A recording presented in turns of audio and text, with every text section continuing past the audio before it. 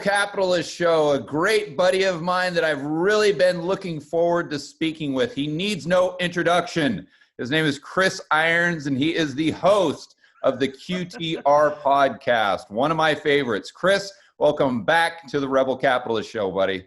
What's up, George? How are you? I'm extremely well. So we did a podcast last week on your show, and you asked me some fantastic questions, but I was listening to it, and I actually was pissed at myself because like the first 3 or 4 questions you asked me, I totally went off on a tangent. And I didn't mean to. I just don't know where my head was at. So I want to circle back and ask you those questions so we can go back with some dialogue and really unpack that, because I think they're very important. The first thing you asked me that I completely avoided answering was this: what's going on with the riots and the looting and this, I don't know if the Chaz zone is still there in Seattle, or maybe they have more Chaz zones. I don't know. But I'd love to get your feedback on that. Maybe we can just kind of unpack it for the viewers or listeners. Yeah, we're not going to miss it this time, because on my podcast, when I have you on, I try to make a point to shut up and let you talk. But now that I'm on your show, I can just have diarrhea of the mouth for as long as I'd like, and that's what I'm prepared to do. So if your viewers are not ready for that, strap the fuck in, because here it comes. Listen, with the social unrest, I mean, you talk about the Chaz, the autonomous zone in Seattle. Yeah. So if you don't know, they disbanded that. They wound up disbanding that section of the city about a day after the protesters showed up at the Seattle mayor's house. So in true liberal hypocrisy form, while the people were in the middle of Seattle turning the city into a, shanty town and a cesspool, there was no love and no regard for the businesses in that section of town, or the people that owned property in that section of town, or the people that lived there and had to walk through that shit every day to try to get to their homes. The mayor had this very laissez-faire attitude, it's the summer of love, it's peaceful protesting, we're not going to tell them to leave, even after they brought automatic weapons in and had walled off a part of the city. The mayor was just useless. And so if you were a business there, you were suffering greatly. There was property damage. There was people were impeded from making their way to your business. There were all kinds of problems. Lo and behold, nothing happens, of course, until these protesters show up outside the mayor's house. Yeah. At which point it then becomes clear to the mayor, hey, we've got to do something. Next day, that autonomous zone was disbanded. So the mayor there is a microcosm of many other liberal politicians and just Democrats in general, and people on the far left in general, who don't really understand that they just need a reality check. And often it's, there's no calls for law and order until it's them that needs law and order. There's no calls for defunding the police when they need the police. So I thought it was good. Much needed wake up call for them. And that's what's happened there. As far as the social unrest in general, we were talking about, my contention is that the social unrest that's occurred over the course of the last 2 months here in the nation has far less to do with George Floyd, even though that was kind of the straw that broke the camel's back, and far more to do with a lot of socioeconomic pressure and the inequality gap widening, which has been taking place excessively over the last 10 years, especially since 2008, even prior to 2008.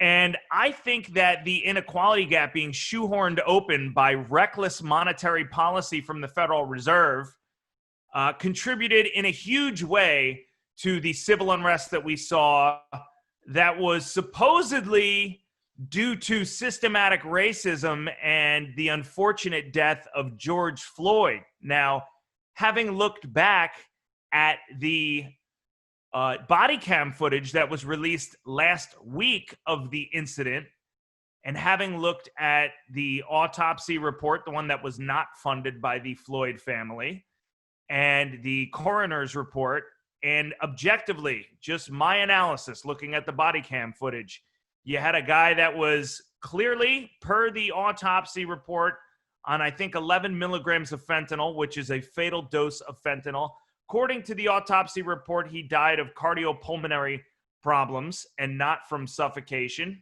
That is in dispute by the family, so we'll say that. There was obviously it was obviously a horrible travesty that he died at all. That I don't want to underplay that. But from my reviewing of the body cam footage, start to finish of the incident, the officers responding to the place of business where he allegedly used fake money to the point where he was detained on the ground, there was nothing that indicates race was a motivating factor at all. In fact, I thought, and I'm not Mr. Yay police either, okay? I've had my fair share of run-ins with police officers that have been less than pleasant. Sometimes my fault, sometimes the officer's fault. And in fact, my mother was hit by a police officer in a car who then lied about it and made it very difficult for my mother to have access to getting the insurance necessary to do the repairs. I'm not Mr. advocating for police, but I do advocate for truth and I advocate for common sense.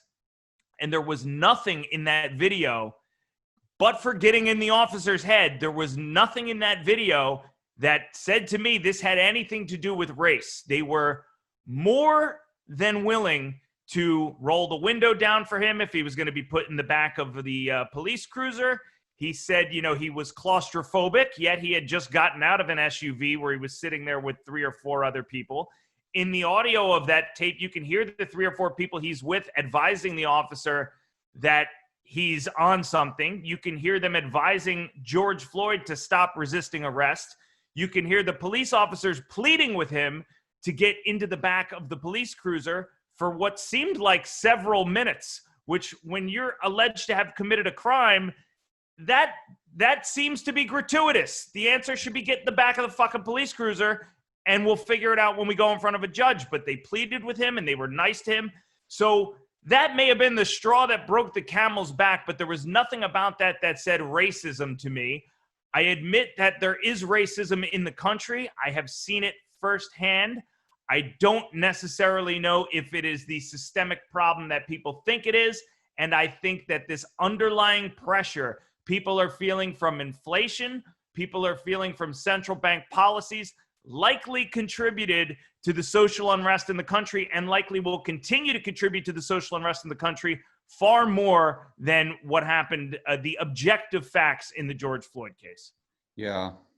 You know where I get concerned with this, Chris, is if you're telling a group of individuals from a young age that there's no hope, that you don't have any hope because the cards are so stacked against you because of XYZ reason that may or may not be true.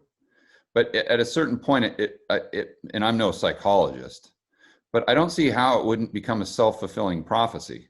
Well, it does. Right? And I mean, I look at my childhood as an example, which I obviously don't talk about much, but I was incredibly fortunate in the sense that I didn't have a perfect childhood by any stretch of the imagination. It was extremely turbulent, and my parents got a divorce when I was young and whatnot. But one thing my father always did, no matter what I was doing, whether it was in athletics or some sort of competition or in school, it didn't matter how bad my grades were. I almost flunked out of high school. It didn't matter how poorly I did at a sporting event, like for tryouts and ice hockey. As a kid, I played ice hockey for 7 years. Or when I played golf or any of the sports I played. My father would always, when I came off the field or whatever I was doing, he would say, you know what, you're the best. You were the best person out there. You were the best one out there. And I'd be, well, Dad, actually, I just got last place in that golf tournament. I first started playing golf. And I actually got good enough to get a scholarship. But anyway, he would say, well, you were the best one out there. I'm like, well, actually, that's quantifiable, Dad, because it's a score. And if your score is very last, then that means I was not the best one out there. But it didn't matter. He would always tell me that I was the best. At anything that I did, you are the best. You're the best. From the time I was born to the time he passed away, and when I was maybe 33, 34 years old in 2005. So, but my point is, if you had the opposite of that, maybe not from your own parents, but from society at large, not necessarily telling you you're the worst, but telling you that no matter what you do, you're not going to be able to achieve a certain degree of success. Where my father was like, no matter what you do, you are going to achieve success just because that's who you are. So you see what I'm saying? And so I really get worried about the media and the kind of the narrative in the United States that could be doing more damage to the future generation of the poor and middle class by telling. Of course, it becomes a self-fulfilling prophecy because Yeah. you're giving people an out that want it, and people that may not want it, people that are real hustlers by nature, that want to work, that want to be productive, that want to further their education, that want to develop their God-given talents. You start infringing upon their mindset, of that work ethic, Exactly. right? Candace Owens talks about this all the time when she reaches this inflection point in her life where she said to herself, like, what am I going to do? Am I going to let the left tell me that I am a victim and that I've been a victim my whole life of this lopsided system that I can't control? Or am I going to get out there and hustle and honor the memory of my grandmother who went to bat for her and worked hard for her? And she said that was an inflection point for her. And, I have several Black friends that I've talked to candidly about this. Interestingly enough, I'll tell you this. Race had never come up between me and several of my good Black friends that I see on the regular. Yeah. Okay. Yeah. Never, for as long as we've known each other. There's never been a point where I sat down and say, hey, George, you're Black, I'm white, let's talk about it. It just hasn't. We're too busy enjoying each other's company. We're too busy playing chess. We're too busy having a whiskey together. We're too busy talking about sports. We're too busy being friends, really, to give a shit about what each other's race was. Maybe they're thinking about it. I'm certainly not thinking about it. But both of them just said the same thing to me over the last 2 weeks, where, again, race was never an issue. It was never something we ever talked about. We talked about politics, maybe. They're both Democrats, but we never talked about race. And over the last 2 weeks, when I saw them, both of them, and I don't know if this is a coincidence or not, both of them brought up kind of proactively the issues of social unrest and how they felt about it, and really how they wanted to distance themselves from it. And they came out and both told me that without me bringing it up, which to me is very telling. It tells me that there may be, they may feel as though they're under pressure, that they're signing up for something here that they don't necessarily back. I don't want to speak for them, of course, and obviously don't want to be that guy that's like, well, my Black friend says, my Asian friend says, or I have a well-diversified friend group, because I really don't, but I do happen to have a couple of Black friends, and this did happen to happen over the course of like 2 weeks, and I couldn't help but notice it. And I think that is an unintended consequence of the media, and specifically the left, making this a big deal. It's like Kamala Harris is vice president, right? Would she have been picked for vice president based on her policy record and her record as the DA of California if she was a 60-year-old white man? The answer is no. You know it's no. I know it's no. The whole world knows that it's no, because Joe Biden wanted to virtue signal and came out and pigeonholed himself, because prior to selecting a candidate, he said, did he say, I'm going to pick the most qualified person? No, he didn't. He said, I need to pick a woman of color. It's like, all right, well, what if the most qualified person to be vice president of the United States is a Black man? What if it's a white man? What if it's an Asian man? What if it's a woman not of color? Why would you pigeonhole yourself on that just to go out and say, hey, look, I'm accepting of everybody? And maybe for him to cover for some of the blunders and the dumb shit that he said over the last couple of months. You want to talk about somebody that's completely insensitive to his comments about race. Some of the stuff that comes out of that guy's mouth is frightening. So, but here he does it, right? He goes and picks Kamala Harris, and we've seen a couple of things since then. By the way, the same two people that I'm talking about both told me that they were going to vote Republican. Now, is two people a sample set that is indicative of anything? No. But did this as a coincidence just happened to me a couple of weeks ago, 3 weeks ago and 2 weeks ago? Yes, it did. Why did they do that?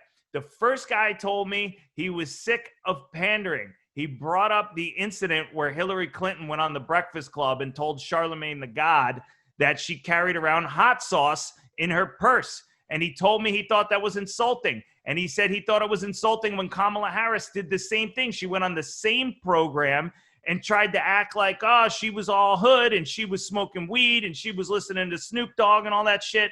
When really what she was doing is she was the DA of California putting people in jail and being a hard ass about it for smoking marijuana.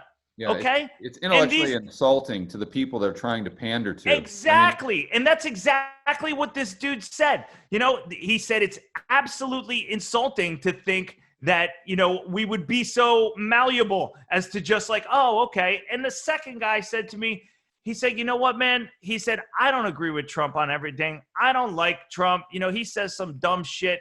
But he said, at least I know he's going to get out there and say what he's going to say. And then he said to me, quite frankly, I find them funny. I find them hilarious. You know, so take that for whatever you'd like. We also saw yesterday CNN poll numbers on Biden.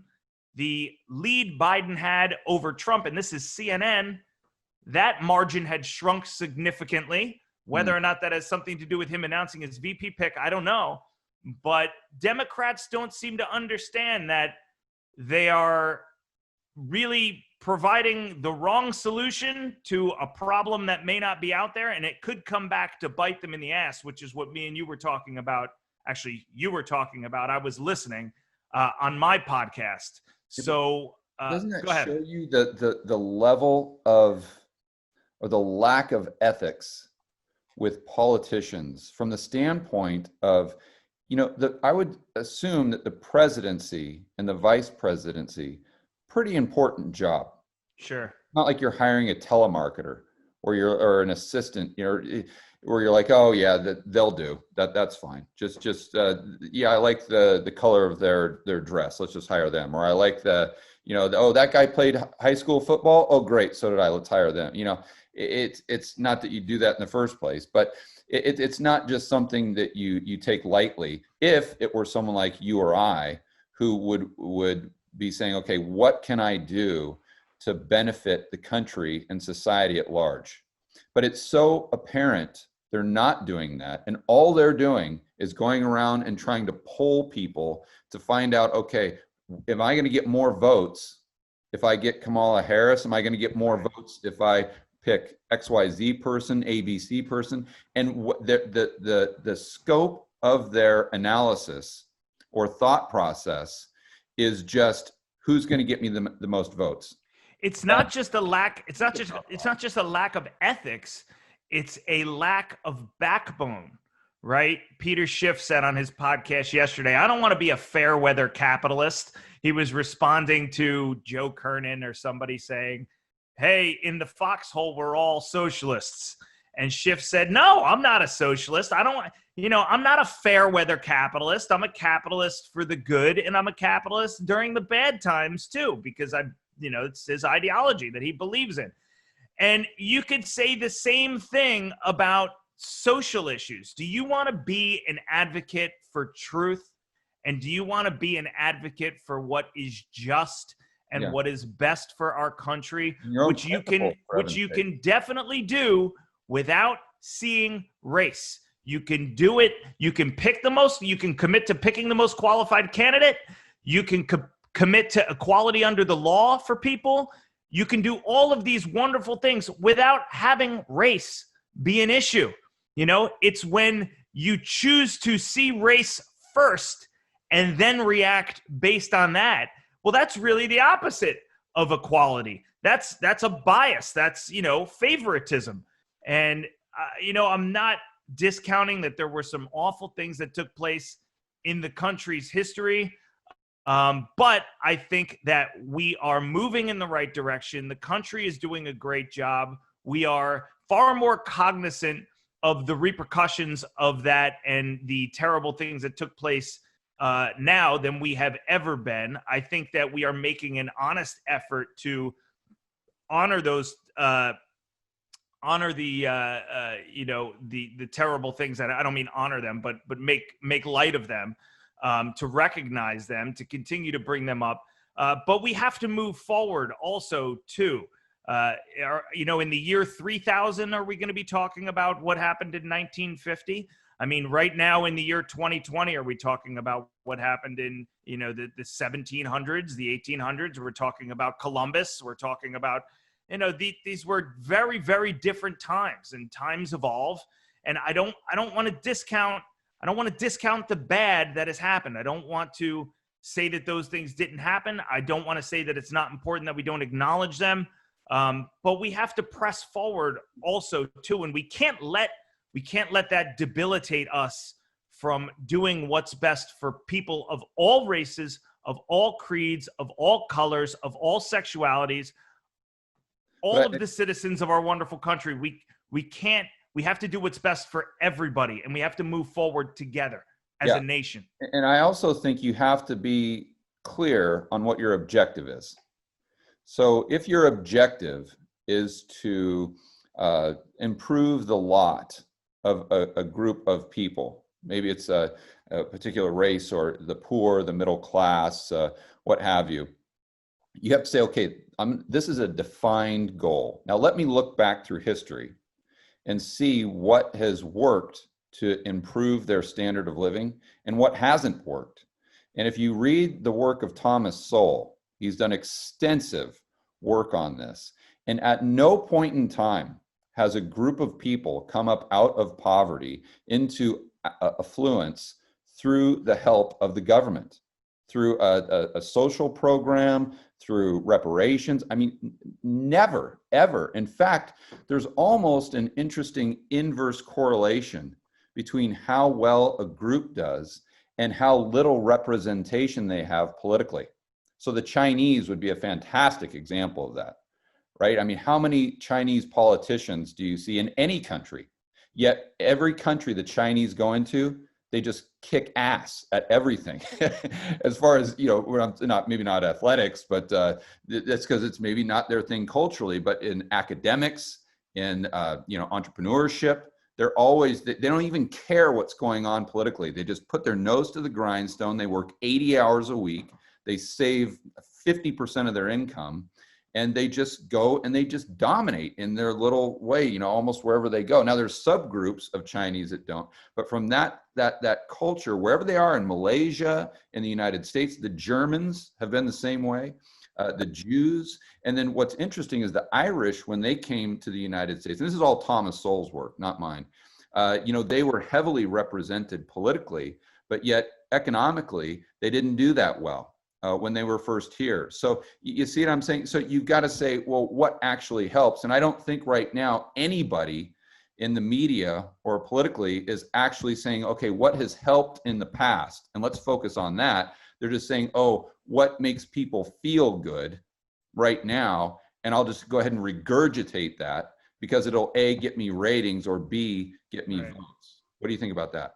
And I think a lot of it is right. I mean, again, you can be a good person and a person of character and a person that is well developed and well adjusted and tolerant of everybody. You can be that person and not have to put it on display all the time. I'm not, this is literally talking to you just now is the first time I've ever been like, well, I have so-and-so friends, or I have an Asian friend, or, you don't need to signal to the world that you're doing the right thing and you're being tolerant, because that's the norm. You should just do the right thing and just be tolerant. And luckily, I was raised right. I wasn't raised in a household where there was bias or where, there was prejudice or anything like that. Maybe I would have turned out differently, but I was very lucky that I was raised very well. But I think that you make a very good point. I think that at some point you have to stop talking about it and just be about it. There was a YouTube video I watched a couple of weeks back of them going to houses that have those signs on the front lawn. You know, people that put those signs in front of their house. Hate has no home here. All are welcome. You know, and it's written I didn't in even 10 know they were different. doing that.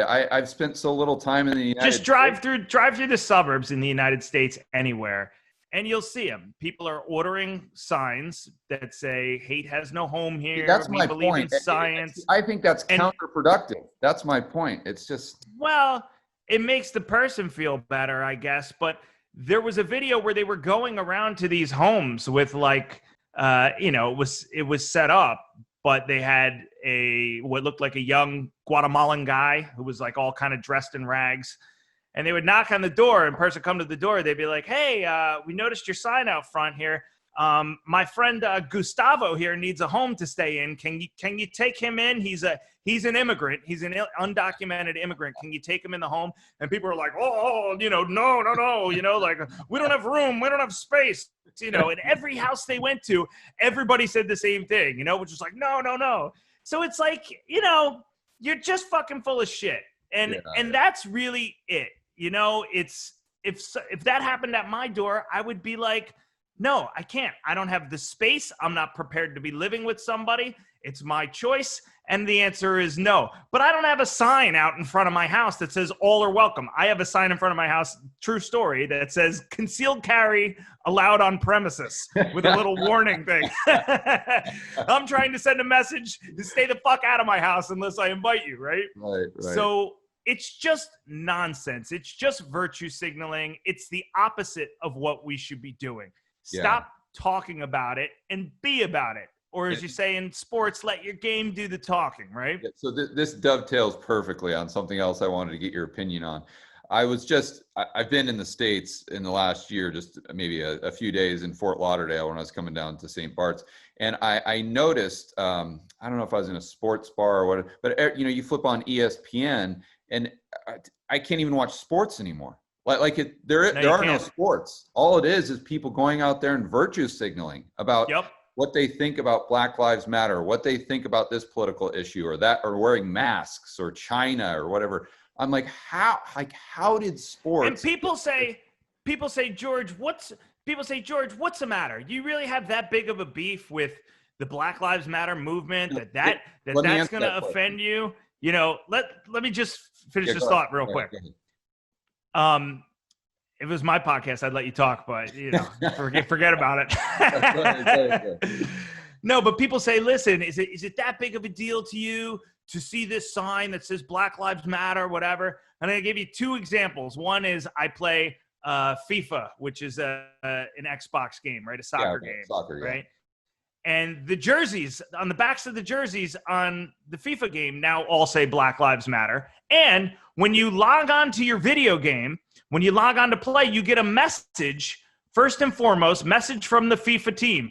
At FIFA, we don't believe in racism. We think blah, blah, blah, blah, blah, blah, blah, blah, blah, blah. Click OK to continue, right? So you have to click through that to get in. I'm like, do I need this? I'm trying to play a video game, right? I agree racism is bad, but I don't want politics. I want to sit on my couch stoned and play video games, right? The other thing, too, is I was on a dating app, right?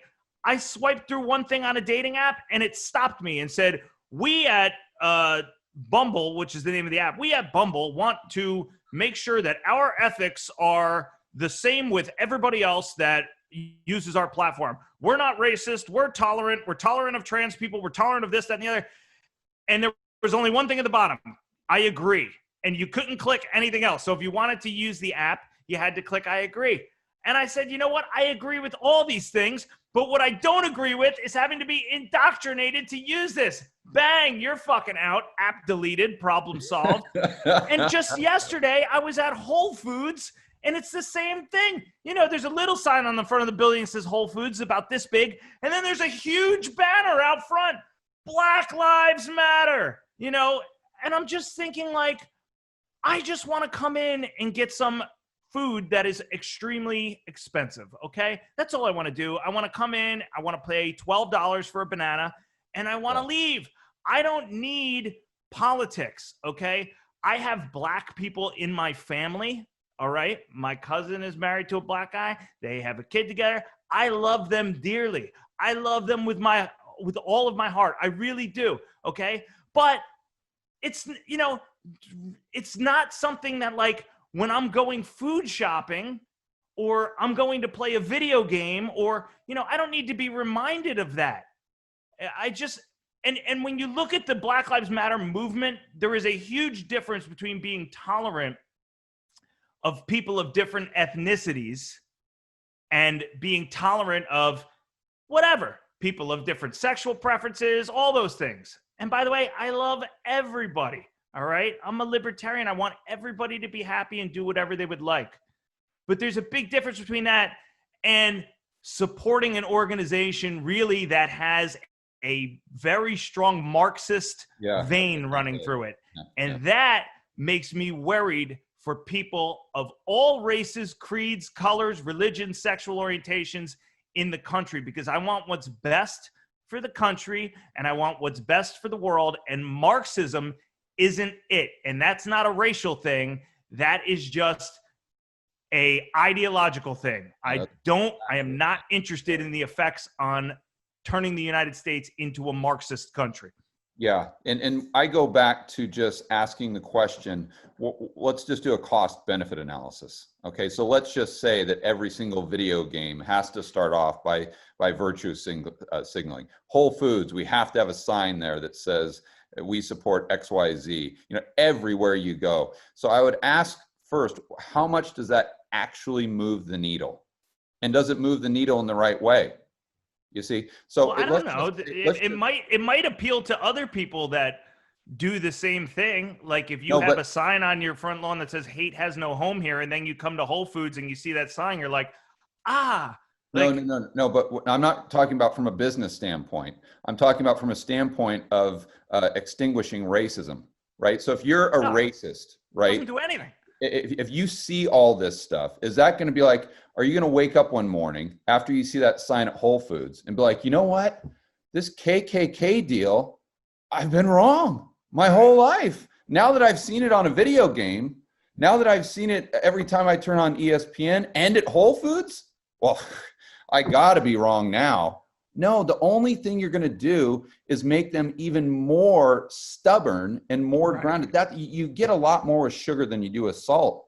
And then you're saying, okay, well, let's say someone's on the fence, right? Is that really going to tip them over the edge, or is it going to do something like what you're talking about? And it's just going to piss them off.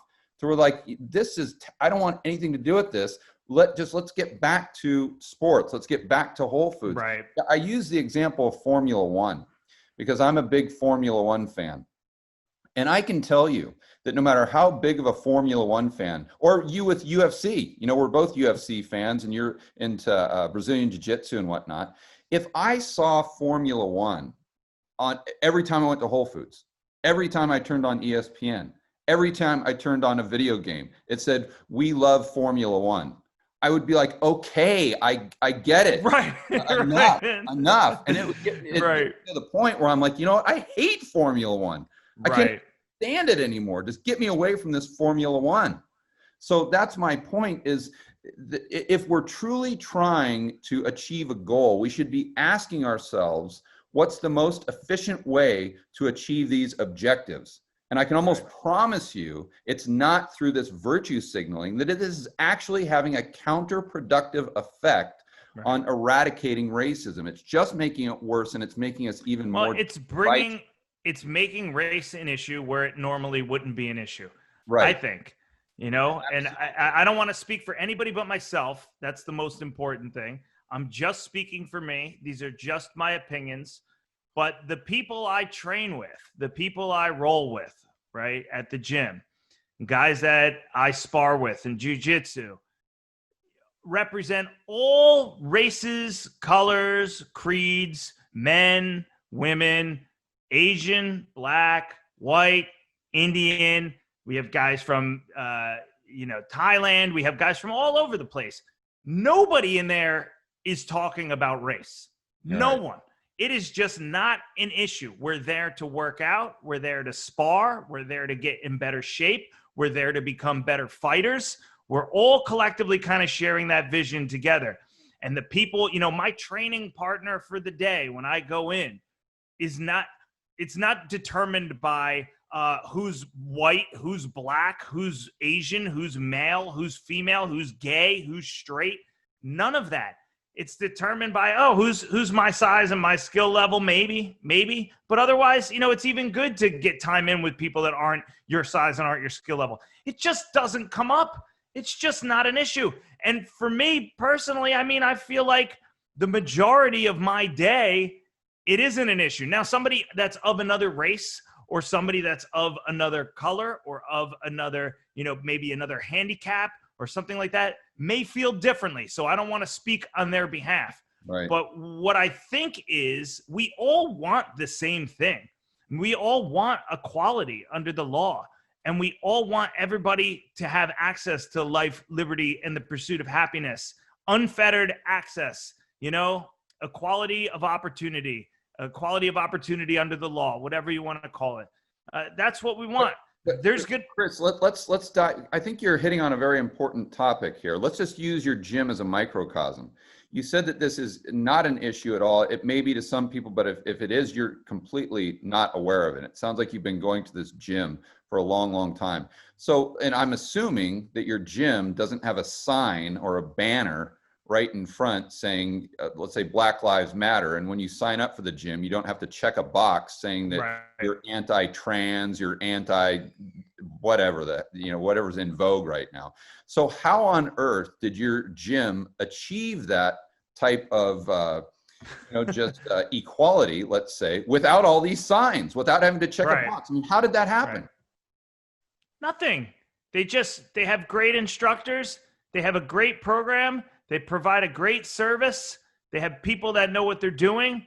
They have a friendly environment and a friendly atmosphere. You know who my gym discriminates against?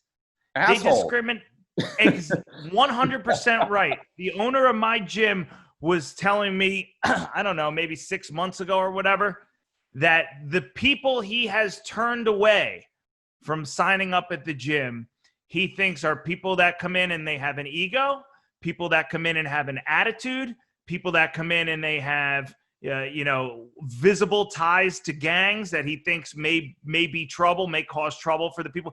But the owner of our gym, his name is Rich Latta. He's a fantastic human being. The owner of our gym is committed to making sure that the environment at the gym is a friendly, safe atmosphere where families can bring their kids, where people can come and train without being harassed. And hey, Rich is a white man, right? But at no point has Rich ever discriminated against race or sexual preference or political preference or anything like that, because it's not even on his radar. He's thinking about running a successful business. And what are the best decisions that I can make to run a successful business? So that's what he's concerning himself with. But I think the key that you said, it's not on his radar. See, that's my overreaching point here, is that it's not on his radar. And everyone in the gym, it's not on their radar, because they're not thinking about this. They're thinking about going there to work out and getting better at jujitsu. So would the gym be any better or worse if we had all these signs? My point is it would probably be worse, because now all of a sudden you're not thinking about jujitsu. You're not thinking about what you should and what's unifying all of you guys, regardless of race or sexual preference or anything. Now you're hyper focused on this thing that's being, just brainwashed into your psyche every single time you walk through the door of the gym. And when we get together, when a group of 5 or 10 of us get together to watch fights, or at least when we used to before the quarantine, and there would be, maybe 4 guys and 2 girls and some old people and some young people and some Asian people and some Indian people and some white people and some black people, and everything was a mishmash of whoever, some Brazilian people, whatever. And we would get together and we would sit there and we would watch the fights, and we would watch Tyson Nam fight, or we would watch Khabib Nurmagomedov fight, or we would watch Conor McGregor fight, or DC fight Stipe Miocic. Nobody's saying, oh, Tyson Nam's from Hawaii, he's an Asian guy, or DC's a black guy fighting a white guy. I'm going to bet on the black guy. I'm going to bet on the white guy. Nobody says that. I mean, just look at this last weekend as an example. Everybody was talking Stipe Miocic versus DC. Who do you like? Why do you like them? Everybody was talking about it. Everybody talks about every fight. People talk about Sean O'Malley. Nobody brings up, oh, hey, he's got an Irish name. No, nobody cares. People are only interested in the fight. They're interested in whether or not the guy can grapple well, or whether or not he's a striker, or what his record is, or whether he's got good wrestling, or whether he's got good footwork. So maybe I'm being naive. I will concede that. Maybe I'm being naive because, again, I'm just speaking on my behalf. I don't want to put thoughts in the minds of the people that I train with or the minds of other people out there and tell them what they're thinking and what affects them and what doesn't affect them, because I don't want to do that. That's not my game.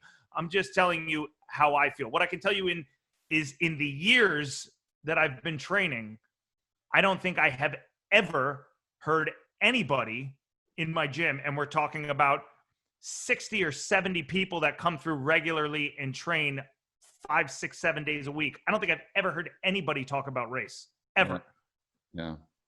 Yeah. All right. I mean, I could dive down that path. It's just so interesting. And I just wish we would have more of a conversation with actual psychologists. Like, let's talk to Jordan Peterson. Let's talk to Brett Weinstein. Let's talk to these guys to figure out what should be an appropriate measures that we can take that would actually move the needle and not just take us further back. But I don't want to get too hyper fixated on that, because I wanted your opinion on a few other topics here. First, Sure. Did you see what's going on with this World Economic Forum?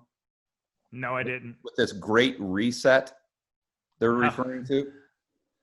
Okay. Sounds like something we desperately need, though. Well, so they have this World Economic Forum that's in Davos every year. So it's with all that. It started back in the 1970s with all these political heads, and now a lot of the hedge fund guys go there, and the billionaires and whatnot. And it's headed up by this guy named Klaus, who I'll send you a link to a video. Of course. He is straight out of a Bond movie. I mean, he is the quintessential Bond villain. He's Spectre. I promise you, he's in charge of Spectre. But they have this push right now, Chris. It's for this great reset is what they're calling it. And because of the virus and what it's happened, they're pushing for all these governments to institute all these draconian measures through their stimulus packages to increase pretty much everything that you and I are against. As far as they want to increase the scope of government, they want to increase the taxes, they want to increase That's the opposite of a reset. The regulations on everybody, because they want to push towards a green future. And I'm not opposed to a green future, but I am when it's tops down. And because then it's not sustainable by definition. It's just going to cause inflation. We're going to be in a worse spot. But I wanted, so if you haven't seen that specifically, what I'll do when we get done is I'll shoot you the link, and next time we talk, we can go over it. But more so from a centralized planning standpoint. I mean, I'm sure you're seeing it not only in the United States, but in the narrative with the IMF, with the World Bank, with this World Economic Forum. And I'm sure that concerns you. But I'd like to hear your thoughts on where this is going and what we might be able to expect from this and what their overall objectives are long term. I mean, do you think there's malicious intent there? Or do you think it really is about like a green movement? Or you think they're just trying to gain power? What do you think? Yes. Well, of course, it's a power grab. Of course, anytime you want to expand the scope of government, it's a power grab. Of course, there's malicious intent. I don't know if it's premeditated malicious intent, but that's where it's going to wind up if the idea is to expand the scope of government, add to regulations, continue to run monetary policy globally the way that we're doing it.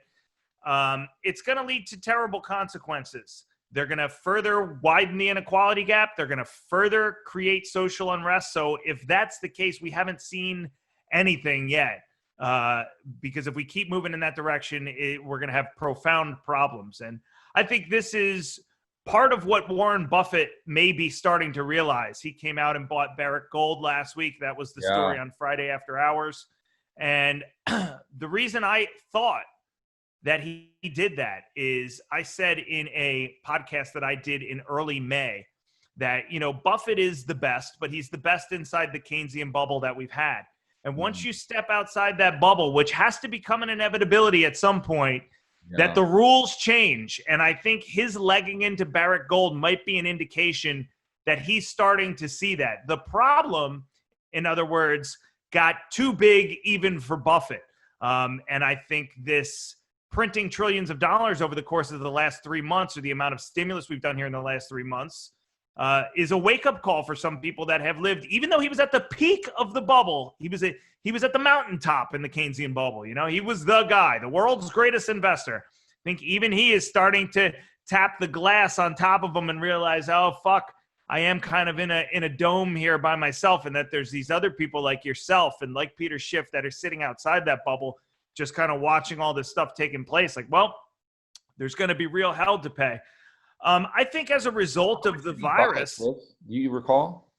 What's that? How much did he buy? Do you recall? $564 million worth of Barrick Gold, which is a nominal position for him. But it might not be the only gold miner that he's bought. He may have bought since then. That's only up to, I think, the end of Q2 for his 13F that he filed. So we don't really know. Or he may be out of it too, conversely.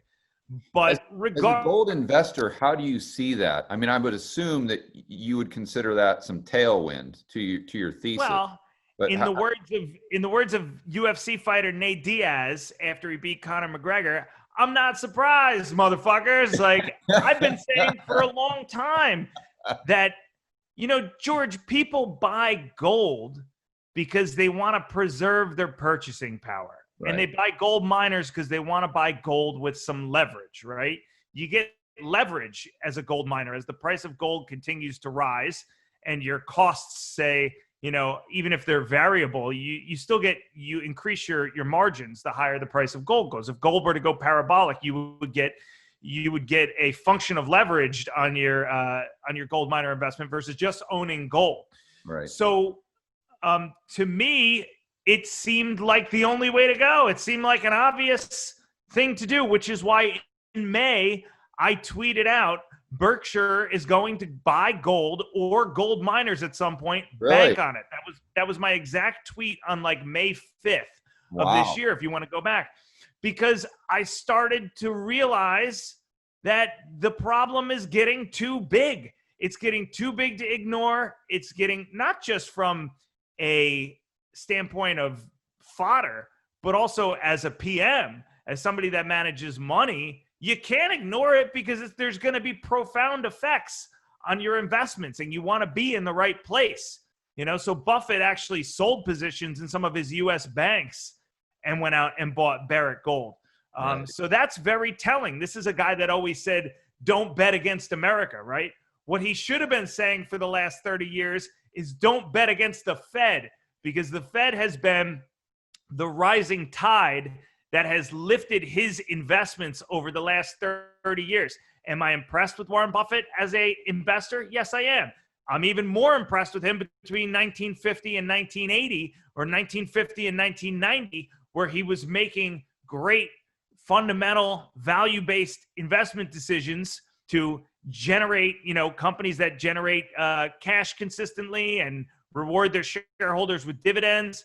I'm even more impressed by that. I'm still semi-impressed between 1990 and 2020. But the fact of the matter is, you could be the world's dumbest motherfucker and still have made money between 1990 and 2020 because the Fed has backstopped the markets and has backstopped everything. So Warren Buffett versus a basket of stocks that you could pick by literally laying them out on a desk and writing them down on paper and, you know, putting carrots on top of all of them and then letting a herd of wild goats come in and let them just chew whatever piece of paper they want first. Those stocks may have performed as well, just as well as the Berkshire portfolio. I don't know. But the Fed has certainly been the rising tide that has lifted all of his investments. So, look, I have thought for a long time that that's got to end at some point. When in 2018, when I did a presentation called Short the Whole Fucking Thing, the premise of the presentation was that Buffett's investing style wasn't going to last forever because it's predicated on this flawed monetary policy. And now we're starting to see the consequences of that. I couldn't have predicted that they were going to do 3, 4, $5 trillion of stimulus and QE in a 3-month period. That's perverse. That is absolutely a pornographic amount of money. So I think that has even jarred the heads of some of the biggest Keynesian thinkers in the world, Buffett included, who realize, hey, maybe it's time to think about gold, which is, I think it's very profound given that he has done nothing but talk shit about gold for 40 years, for 50 years. I think it is a huge sea change. I think it is going to enable many other PMs and investment managers and even the wealth managers that go out and buy ETFs for their clients and then sit around doing nothing all day in their Brooks Brothers suits. It's even going to enable them to go out and buy gold because they're going to say, hey, Buffett did it. So even if they get it wrong, they're going to be like, hey, Buffett got it wrong and so did I. I don't want to claim that last idea as my own. Peter Schiff said that on his podcast, but I think it's dead on balls. I think it makes a lot of sense. And yeah, I think we're going off the cliff, and I think Buffett knows it. Yeah, and you wonder if he would have bought more if he wouldn't have moved the market, because I'm assuming buying that much of well, there's 45 days between when that position was put on and when it was disclosed, so he may have bought more already. Oh, okay. And we may not know it. That's only up to, I think, the end of Q2, George. That doesn't include all of July and these 17 days of August. Yeah. My point is, when you're playing with that much money, you can move the market. And I would assume that there's, I don't know what the float of Barrick is, but it's probably not like a GM or an Apple, something like that. So yeah. 500 million, that's a big deal. And he couldn't. It's up today. Allocate Barrick. $5 billion. He probably couldn't have. He'd have to do it over a long period of time. So maybe he's doing. So Barrick's up 11% today. Barrick has a $53 billion market cap. I think it is the largest gold miner or second largest gold miner. I'm not sure. Don't quote me on that. So he bought. What did he buy? 1% of the company. Yeah, and to your point, it's interesting that he bought that instead of a gold ETF. So he obviously wants some leverage, and if he does, well, he may have already bought a gold ETF, and we may not know it. If he did it over the last 45 days, we may not know it. But yeah, Barrick pays a dividend. They pay a nominal dividend, I think 1%. So it even keeps with his previous investing thesis of it should be a cash flow generative company that pays out a dividend to shareholders. So he kind of gets to check both boxes there. Fucking cheater. All right. So what are your thoughts on this? Let me try to explain it to you. I did a video on this the other day, and I've been trying to think it through with a lot of different people that I talk to, and I'd love to get your opinion. So I know everyone is focused on the Fed's balance sheet, and it's all we talk about. The Fed's balance sheet went from 4 trillion, let's say, to 7 trillion. Is it going to 10 trillion? And we get hyper fixated on it because it means they're buying treasuries, they're buying assets, which they have to print up these bank reserves in order to do. But what I find interesting is no one ever focuses on the P&L. And if the Fed is owned by private institutions or individuals, I mean, it's obviously there's a gray area there, and people would say, well, they only have a 6% dividend, and all the profits go to the Treasury. Not really. If you really pull back the layers of the onion, you find that there may be some accounts there that they even admit to where the funds don't go to the Treasury, and they don't tell you how much of the profit is actually going in to those accounts and then where it's going from there. So it's definitely, to say the least, there's a question mark there. But let's just assume. Well, that's a great business model if you want to be the world's professional worst fucking counterparty, which is exactly what the Fed is doing. They are the world's worst counterparty. They're buying. Go ahead. But if you and I own the Fed, isn't that the model? I mean, think about this. You print your own money to buy financial assets, and then you can buy whatever you want. If you take a haircut, it's subsidized by the taxpayer. And if you and if you don't, all the profit goes into your back pocket. So when you look at them buying companies like Apple, as far as their debt, or Microsoft, and you're sitting there scratching your head going, what? Why are they bailing out a company that's got the equivalent of $100 billion in cash on their balance sheet? And then you ask yourself, well, if you owned the Fed and you could print up your own money to buy whatever asset you wanted to, like, wouldn't you buy that if it was all about the P&L and not just about the balance sheet? So what do you think about that? Wouldn't you buy what? Well, wouldn't you buy assets that are gonna throw off cash, and you're gonna buy the best assets? If it's a business and you own the Federal Reserve and you're gonna pocket all the profits, you want it to generate as much profit as possible. Yeah. They don't care. They just buy whatever's in need to be bought. But why does Apple need to be bought? Why does Microsoft? They don't. But so that's my point. Maybe they're buying it just because they're more focused on the P&L. They don't. And then somebody asked Kashkari about this on Friday on CNBC, and they were like, Neil, what are you doing going in buying the bonds of Apple and Berkshire Hathaway and, these companies that have $60 billion in cash, $40 billion in cash? And he said, well, we're not buying those bonds. We bought an ETF because we want to spread the money around equally. It's like, dumbass. What about all the private companies out there? What about the companies whose bonds are not included in that ETF, right? So first off, that explanation is so stupid that anybody with 1/1000th of a brain understands how moronic it is. The Fed doesn't belong buying junk bonds, corporate junk bonds of any company. I don't care if it's Apple. I don't care if it's the world's most fiscally sound company that is going to return X amount over X amount of years. And we don't see the Fed's P&L anyways. We don't really get any type of transparency when it comes to that. So we can't tell whether or not the crap they're buying is going to pay off for them or whether or not it's not going to pay off for them. Do you think that could be a motivating factor to what they're buying? Like, you think they're actively trying to invest, is what you're saying, to make money? And make a profit. If I owned the Fed, maybe. I would. Yeah, maybe. I don't know. I don't really know. That's a good question. I mean, they've also bought a lot of crap too. I mean, they've bailed out a lot of garbage private equity firms. These private equity firms shuffle the same 6 assets to one another every 5 years. It's like a game of hot potato. And every time it changes hands, they mark it up a certain amount because it's all level 3 accounting, right? So it's all basically how level 3 accounting works. If you don't know, is somebody walks into a room and goes, hey, Bill, what's fucking XYZ Corporation worth? And the guy scratches his ass and scratches his head. And he goes, well, I don't know. What was the word last year? $2 billion we marked it at last year. All right. Well, it's been 5 years. Mark it at $3 billion. And that's basically it. That's how level 3 accounting works. It's like a fair estimate of what the company's worth. So you got the 5 or 6 biggest private equity firms in the world who have portfolios full of dog shit and have been trading them back and forth and back and forth and back and forth to each other, every time marking up the underlying assets with this hefty premium.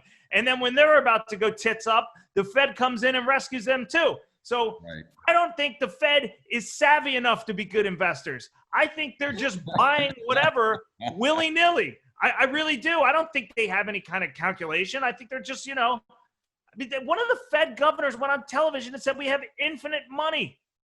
Infinite money. Does that strike you as an intelligent thing to say, that somebody that's being careful and calculated in the way that they do business would say that? Or does that come off like a 12-year-old who just stole mom's credit card and is running through the toy store? I've got infinite money. I mean, the correct answer to how much money you can print is, well, even though everybody knows they can create as much money as they want, the right answer for somebody that had a brain would be like, well, the Fed has sufficient liquidity if necessary. We can provide so-and-so, but we want to be measured and we want to make sure that we're not doing anything that could return any unintended consequences. Yeah, That's a nice way to say we have infinity money. But you don't go on television and just say, we have infinity money. So no, I don't think they're smart enough to be investing for the dividend and for the cash flow stream. Okay, we'll shelf that for a moment. Okay, so another thing, whenever someone asks me, and I don't know if I've said this on any of my videos, but just privately, how I see government, I like to use the analogy of Hannibal Lecter. Did you watch those movies, those Silence of the Lambs movies? Yeah, I did back in the day. Remember Hannibal Lecter? He was that guy he was the most dangerous human being like ever on earth. And they had to put like that mask on him Yeah. lock him to the thing like that because he was so dangerous and he could get into your head and make you do crazy things. But this serial killer they were trying to find, they knew that he was the key, the only person that could help them find and stop this serial killer. Buffalo Bill, right? Buffalo Bill, that's right. Yeah. Anthony Hopkins and his character in Silence of the Lambs. So my point is, I see government as that's their purpose. Like in an ideal world, they would be Hannibal Lecter, to where that it's just an absolute last case, worst case scenario. We're going to war. Oh my gosh, we have to do something. We've exhausted all of our resources. Do we use Hannibal Lecter? We've went to Congress. Congress has okayed a declaration of war. But it's just it's just the worst case. It's just the nuclear option is pulling out Hannibal Lecter because there is so much downside to playing that game that if you do it wrong, you're done. You're done. He's going to get in your head, and so government's doing the polar opposite of that. The polar opposite. Isn't that like government?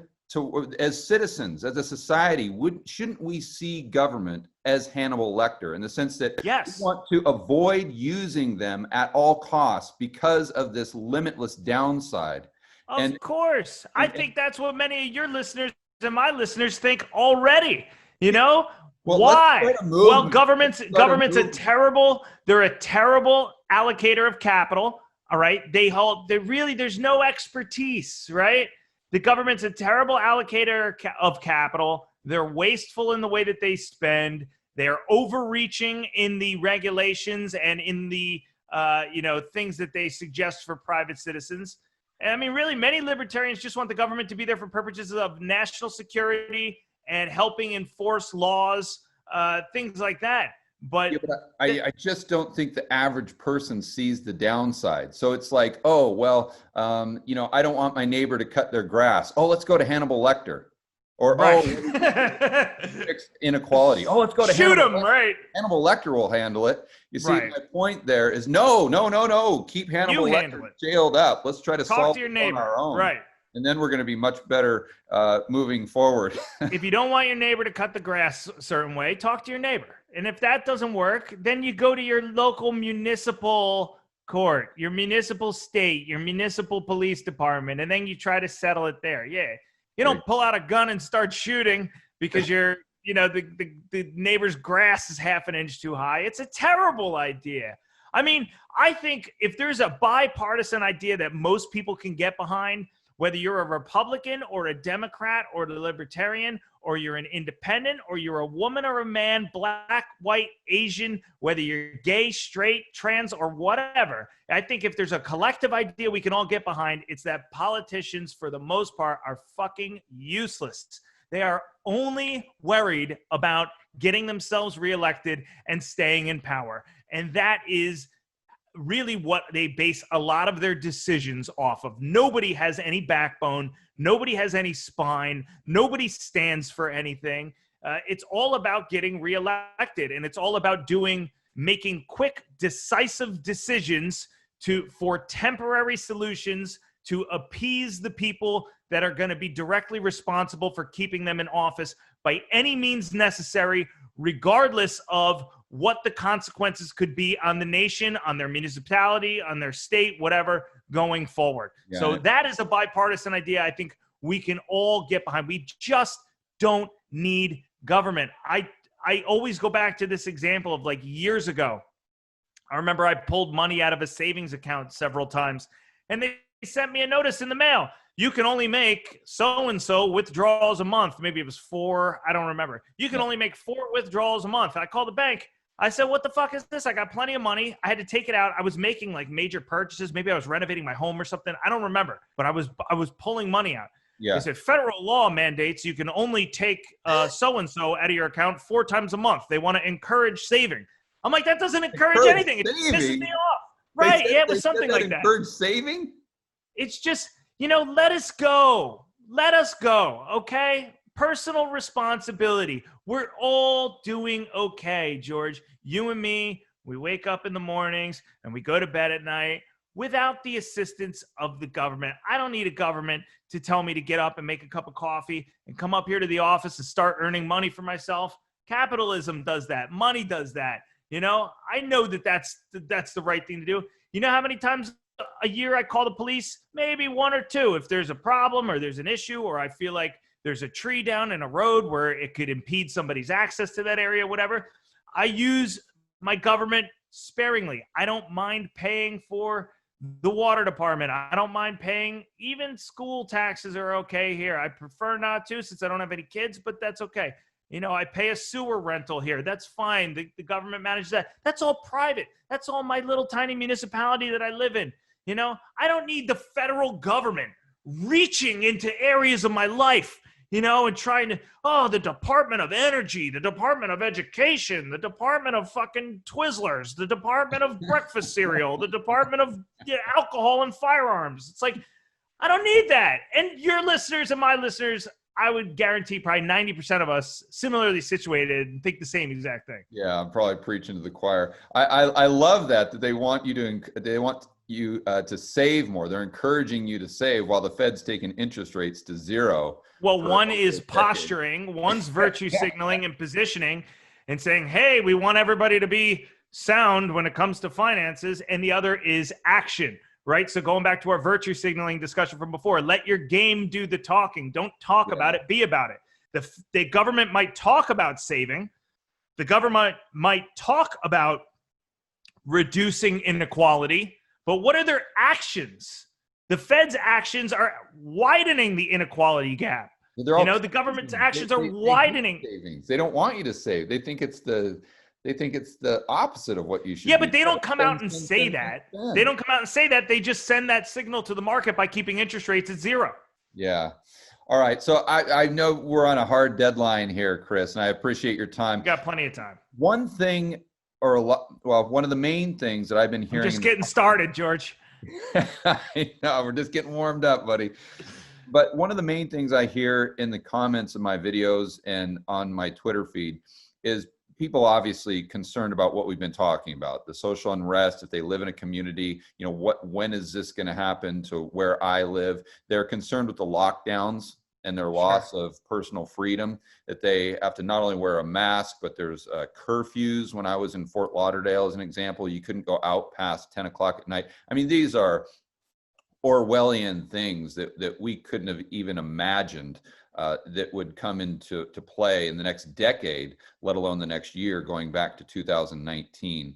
And then, what a struggle it is right now for Americans to travel with an American passport. I mean, who would have thought that going back? And we discussed this briefly.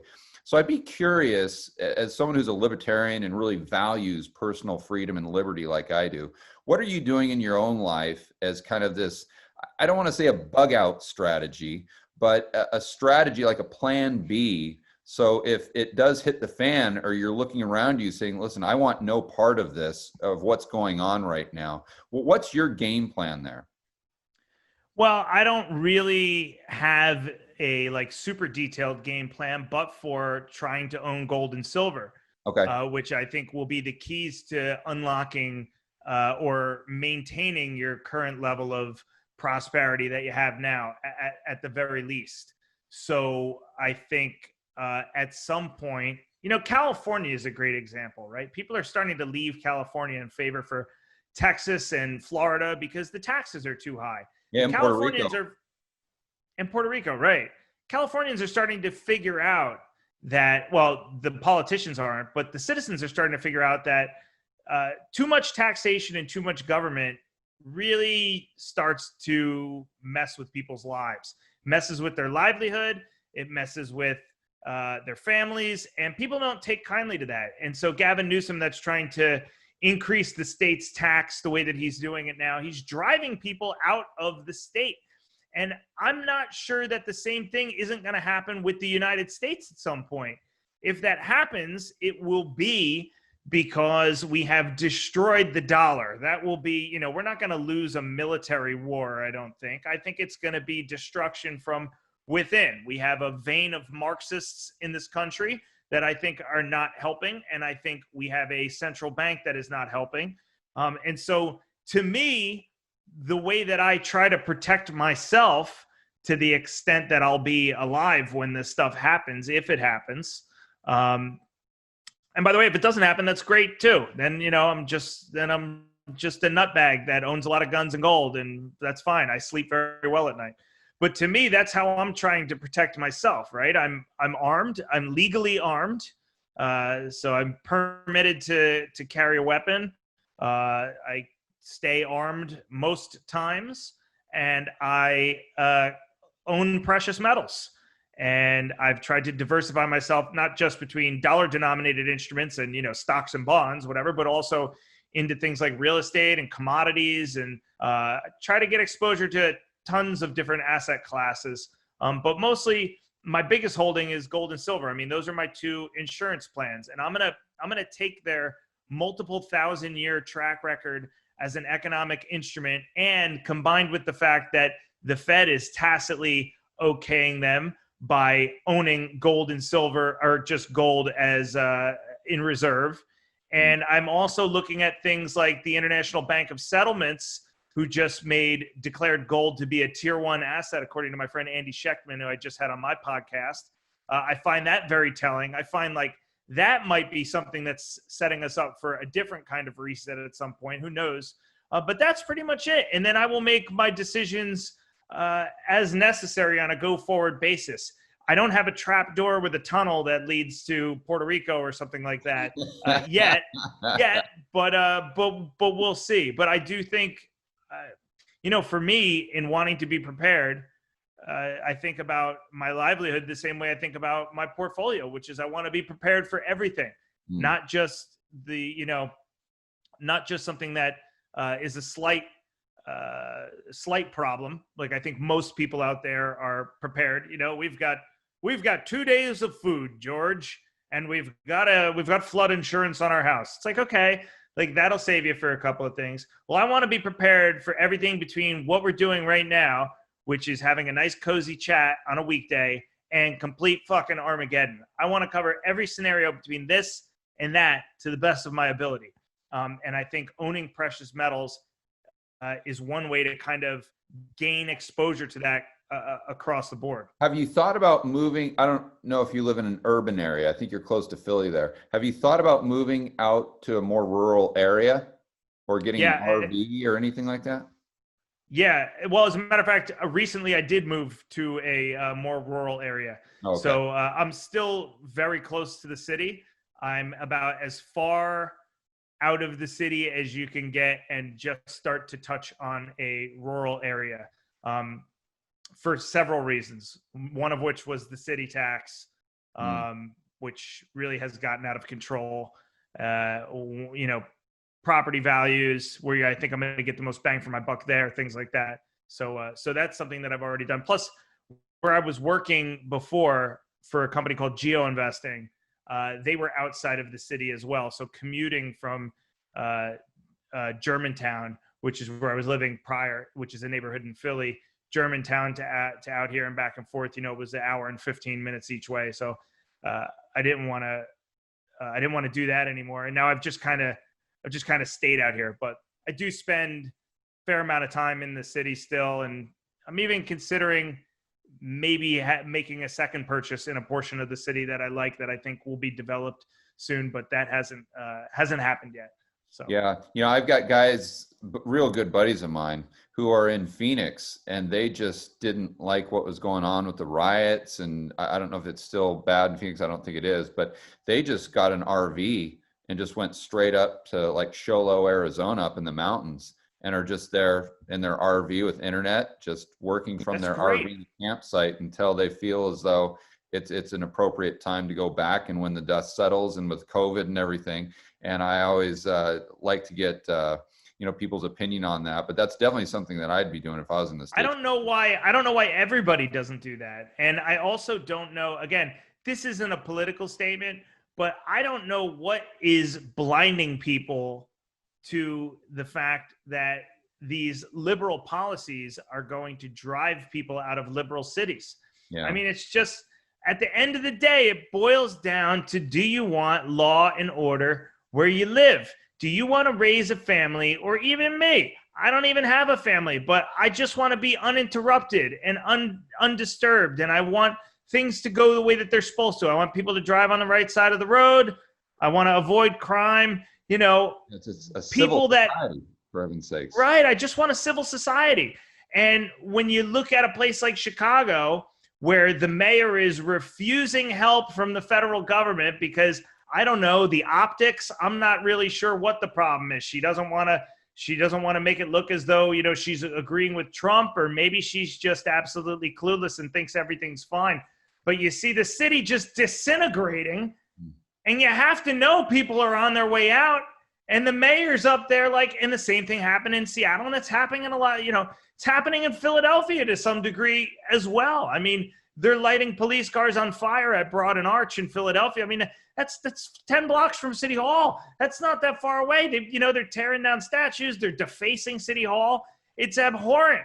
And the mayor of Philadelphia won't accept the National Guard and they say, oh, we got it. We got it. It's like, you don't got it. You don't have it.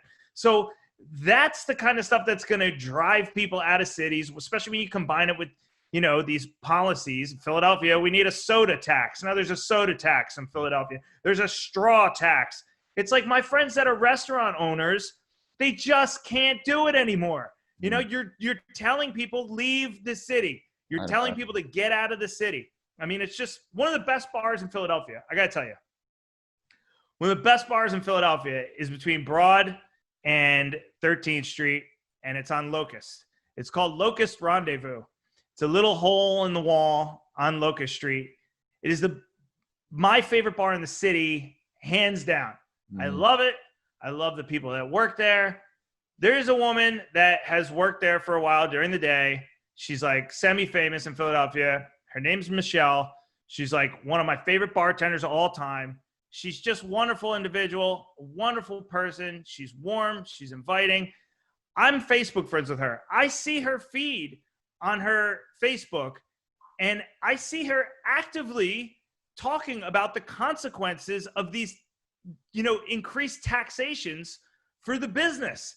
And it is hurting the virus laws too. I mean, it's hurting my favorite bar in the city. Okay, take whatever you want. Take my car. Take my gold, but don't fuck with my favorite bar in the city and my favorite bartender, Michelle, please. I mean, the government doesn't understand that. You're driving people out of the city. You got to screw. The other thing too is I was at Suburban Station on a Sunday, I don't know, months ago. And Suburban Station, I was on a date, actually, believe it or not. That was my one date. Is that a bar? What is Suburban Station? It's the train station right under City Hall. It's where, if there's 3 stations in Philadelphia, there's Market East, which is at 9th and Market on the east side of the city. There's Suburban Station under City Hall. And then there's 30th Street Station, which is on the west side of the city. Okay. So I was, and this is actually probably years ago and not 6 months ago now that I'm thinking about it, but I was walking back through the station on a Sunday night with this woman that I was out with. And the station looked like a demilitarized zone. There was human fecal matter on the floor. There were people all over the place. There was garbage. There was food. It was disgusting. It was absolutely filthy. So I took photographs of everything and I sent it to the mayor's office, the same mayor that's in office right now. And they sent me back a response and they were like, well, you know, we'll try to get to it, whatever. And then I went back a couple weeks later. It was the same situation. There was, honestly, New York's Penn Station looks better at 3 a.m. on a Sunday than Philadelphia's Suburban Station. It was disgusting. I lived in Philly for over a decade. I know what that station looks like most times when it's clean. This was unlike anything I had ever seen. So I go up to a SEPTA cop that's sitting at his desk there where there's like a little information booth where the train station is. And I said, hey, man, what's going on? Hey, how are you? I said, what the hell is going on here? I said, this place looks like a fucking war zone.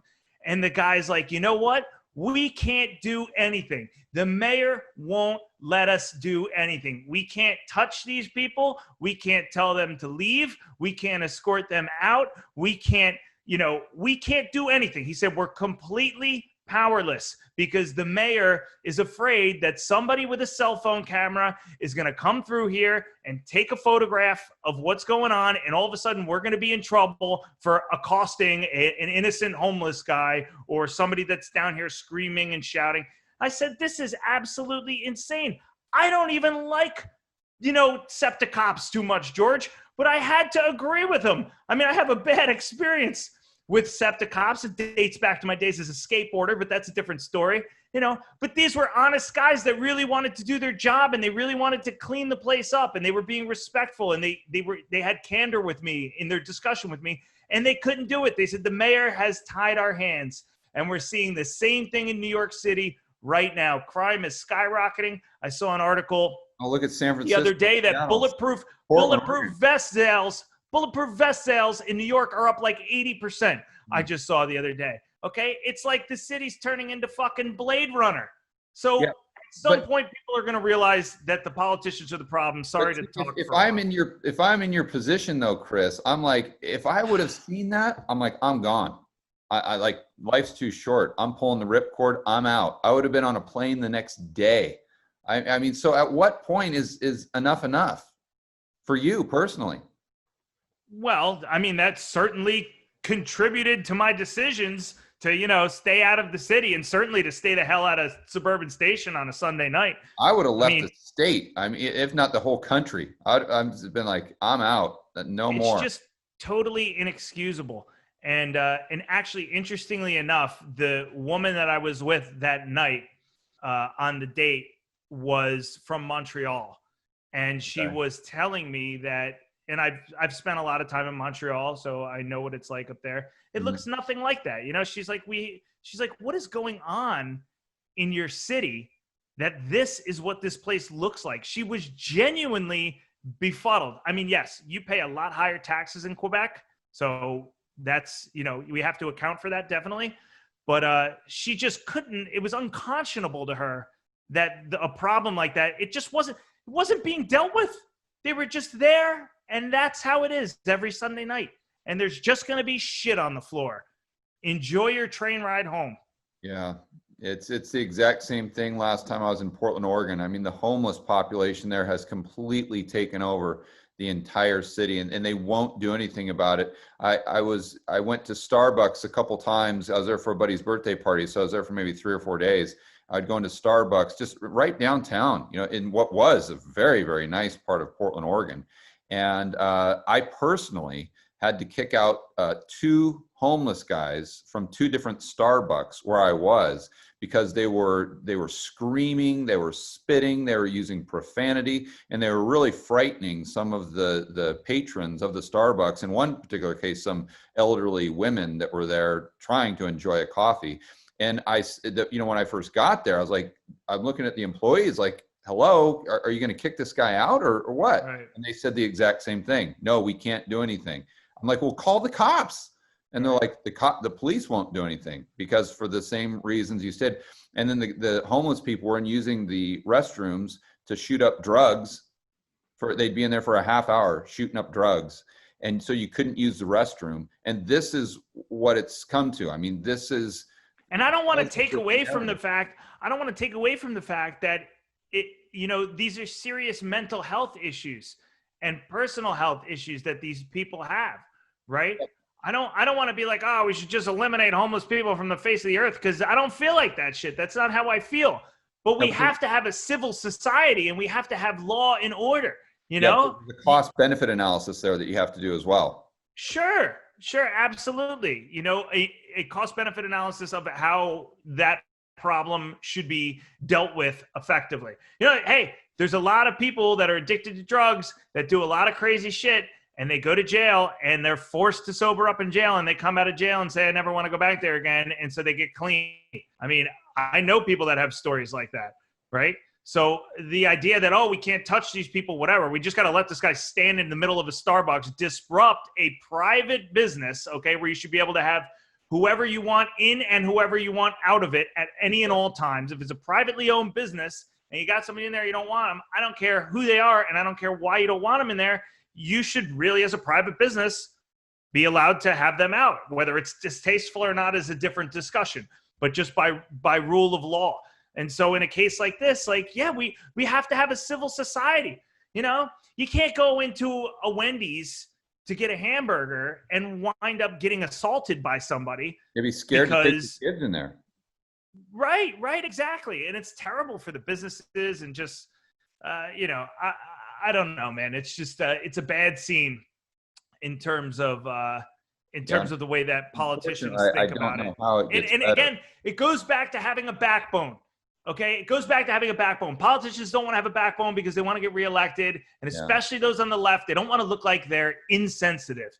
You know, you can be sensitive to the needs of people that have mental health issues, but also advocate for law and order. You could do the both of them. All you need is some confidence and some backbone. My listeners understand that. Your listeners understand that. Most people I talk to, no matter what side of the political aisle they're on, understand that. But it's these cowardly, dickless politicians, okay, that think that because they advocate for law and order in a situation where privately owned businesses are being burned to the ground and people are being assaulted, that somehow they're going to be looked at as insensitive. And we don't need people like that in government. Those people should be working at some kind of fuzzy feel-good job somewhere, you know, where they get encouraged to give everybody hugs and pats on the back all day. They should not be elected officials. It's like running a business. You don't want a person like that as your CEO, do you?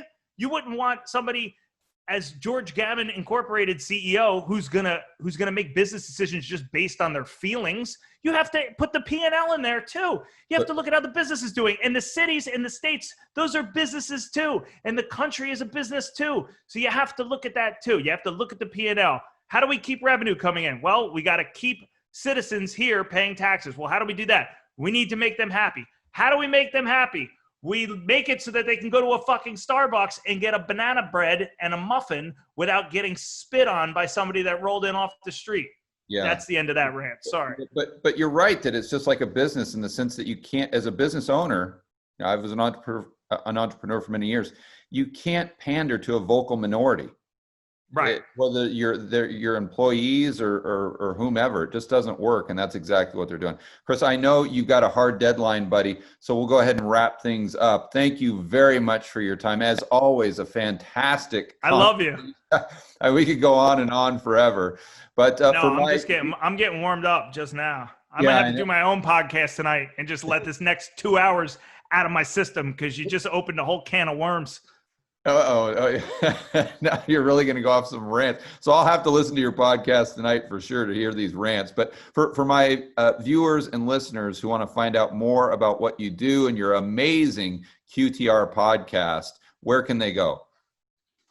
I don't like to promote my stuff. I'm a big believer in. Well, I'll promote it. Look up QTR. Well, let me just tell you something. I got my tiny group of listeners on my podcast because people like what I have to say, not because I'm out there buying Facebook ads. So I never like to promote. I just say, the wind will take my podcast wherever they want. Lucky for me, I'm not in it to be like, oh, Mr. Number One Finance Podcast. I don't give a shit about any of that, right? So if you find it, that's great. I want you to come to it naturally. It's like wooing a woman, I always say, right? You want the spark to kind of occur naturally. You don't want to you don't grab a woman by the neck and go, let's go out to fucking dinner, So, yeah, just find it naturally if you'd like. And if not, that's cool too. But I love you. I love everybody. I love your listeners. And I got to go. All right. Take it easy, buddy.